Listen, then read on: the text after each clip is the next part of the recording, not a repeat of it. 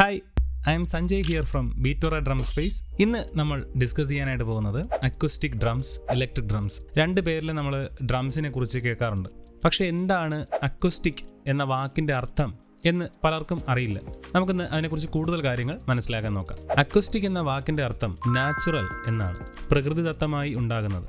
നമ്മളൊരു ബോഡി അല്ലെങ്കിൽ ഒരു പ്രതലത്തിൽ തട്ടുമ്പോഴോ അല്ലെങ്കിൽ ഒരു പ്രഷർ അപ്ലൈ ചെയ്യുമ്പോഴോ അതിൽ നിന്നുണ്ടാകുന്ന വൈബ്രേഷൻ ഓഫ് സൗണ്ടിനെയാണ് അക്വസ്റ്റിക് സൗണ്ട് എന്ന് പറയുന്നത്. അത്തരം വൈബ്രേഷനുകളെയാണ് ഫ്രീക്വൻസി എന്ന പേരിൽ പറയപ്പെടുന്നത്. ഫ്രീക്വൻസിയുടെ യൂണിറ്റ് എന്ന് പറയുന്നത് ഹെഡ്സ് ആണ്. അക്വസ്റ്റിക് സൗണ്ട് തരുന്ന മറ്റ് സംഗീത ഉപകരണങ്ങൾ ഏതൊക്കെയാണെന്ന് നമുക്ക് നോക്കാം. Chenda, acoustic tabla, mridangam, acoustic cajon, flute, harmonium, acoustic veena, acoustic violin, acoustic guitar, thavil തുടങ്ങിയ വാദ്യോപകരണങ്ങളിലെല്ലാം നമ്മൾ അതിൽ കൊടുക്കുന്ന ആ ഒരു പ്രഷറിന്റെ വേരിയേഷൻ കൊണ്ടാണ് അതിൽ നിന്നുള്ള സൗണ്ട് നമ്മൾ കേൾക്കുന്നത്.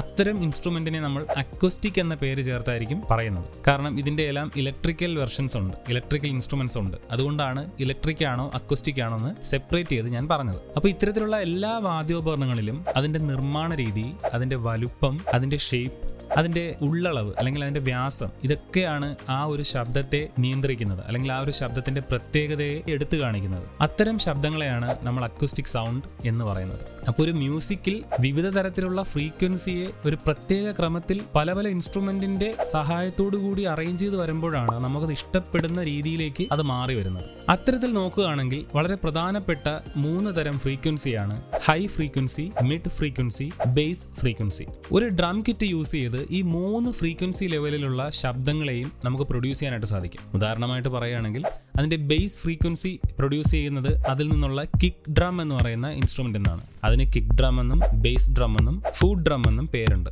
ബേസ് ഫ്രീക്വൻസി തരാൻ കഴിയുന്ന മറ്റൊരു ഇൻസ്ട്രുമെന്റ് ആണ് ഫ്ലോർ ടോം.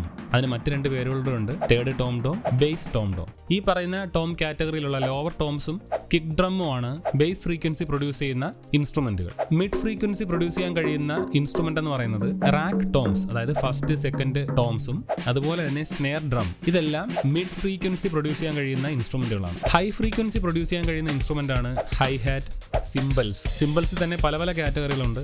റൈഡ് സിംബൽ ഉണ്ട്, ക്രാഷ് സിംബൽ ഉണ്ട്, സ്പ്ലാഷ് സിംബൽ ഉണ്ട്, ചൈന സിംബൽ ഉണ്ട്, സ്റ്റാക്ക് സിംബൽ ഉണ്ട്, എഫക്റ്റുകളുണ്ട്. അങ്ങനെ പലതരത്തിലുള്ള സിംബൽസ് ഉണ്ട്. ഈ ഓരോ ടൈപ്പ് സിംബൽസും ഹൈ ഹാറ്റും ഒക്കെ ഹൈ ഫ്രീക്വൻസി സൗണ്ടുകൾ തരുന്ന ഇൻസ്ട്രുമെന്റുകളാണ്. ഇപ്പൊ ചുരുക്കം പറഞ്ഞു കഴിഞ്ഞാൽ എല്ലാ തരത്തിലുള്ള ഫ്രീക്വൻസിയും ഈ ഒരു ഡ്രം കിറ്റ് എന്ന് പറയുന്ന ഇൻസ്ട്രുമെന്റ് വഴി പ്രൊഡ്യൂസ് ചെയ്യാനായിട്ട് സാധിക്കും. ഡ്രംസ് പോലെ തന്നെ വ്യത്യസ്തമായിട്ടുള്ള ഫ്രീക്വൻസികൾ ഒരേ സമയം പ്ലേ ചെയ്യാനായിട്ട് സാധിക്കുന്ന മറ്റ് ഇൻസ്ട്രുമെന്റുകൾ ഏതൊക്കെയാണെന്ന് നമുക്ക് നോക്കാം. Keyboard, piano, guitar, synthesiser, organ, harp, flute, violin തുടങ്ങിയവ ഒരേ സമയം ലോ, മിഡ്, ഹൈ ഈ 3 ഫ്രീക്വൻസി ലെവലും വായിക്കാൻ കഴിയുന്ന ഉപകരണങ്ങളാണ്.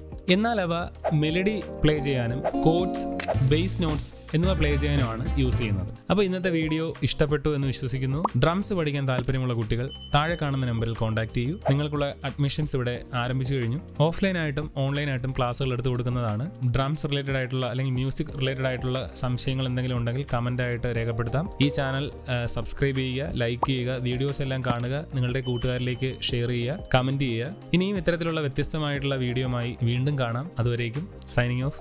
ബൈ.